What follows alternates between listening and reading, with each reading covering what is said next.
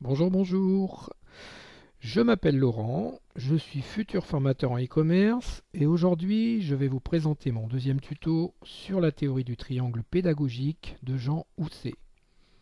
Triangle qui vous sera indispensable à comprendre et à mettre en place dans votre parcours de formateur. Jean Housset est né en 1947. Il est professeur en sciences et en éducation. C'est lui qui a formalisé le fameux triangle pédagogique que nous allons étudier ensemble. Pour commencer, le triangle représente l'espace pédagogique. Jean Housset définit tout acte pédagogique comme l'espace entre les trois sommets du triangle. Le savoir, qui est le contenu, le formateur ou professeur qui fait vivre la formation, et qui permet à l'apprenant ou à l'élève d'accéder au savoir.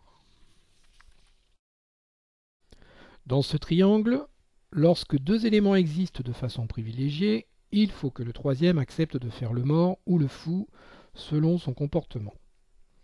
Par exemple, si la relation se situe entre le formateur ou professeur et le savoir. Dans ce cas, on est sur le processus enseigné. Dans ce cas, la priorité est de transmettre un savoir au détriment de l'apprenant ou de l'élève, qui prend le rôle du mort ou du fou selon son comportement. Faire le mort veut dire être absent du processus ou éventuellement quitter le cours en cas extrême. Faire le fou, par contre, veut dire faire le rebelle ou perturber le cours.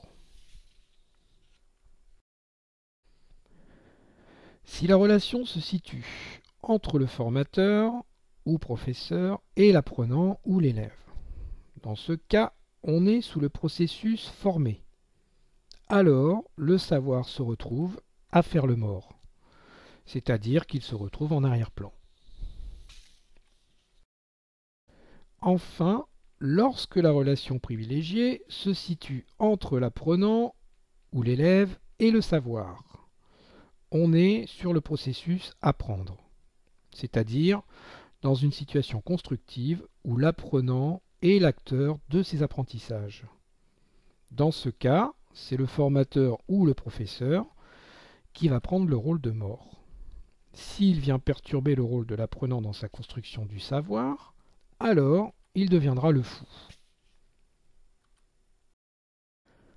L'intérêt de cette théorie, c'est de comprendre comment se construit un acte pédagogique en retenant qu'il ne peut y avoir que deux éléments principaux en jeu à la fois.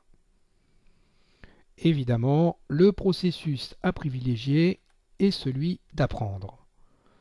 Néanmoins, il nécessite le recours aux deux autres processus.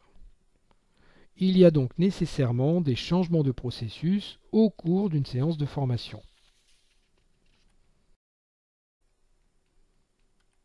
Le triangle de Housset est un peu comme un écosystème qui fonctionne grâce aux interactions entre ces trois éléments.